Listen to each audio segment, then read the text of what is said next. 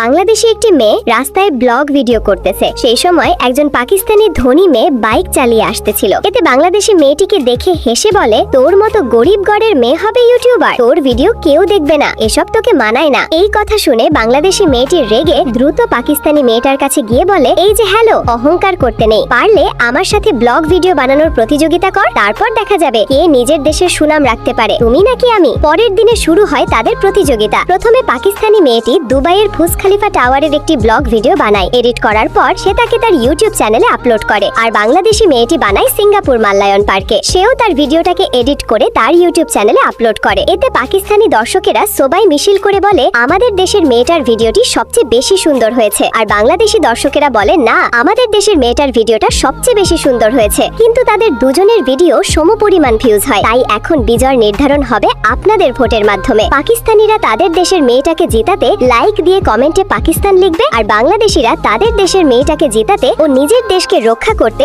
Like subscribe করে কমেন্টে I love you Bangladesh লিখবে।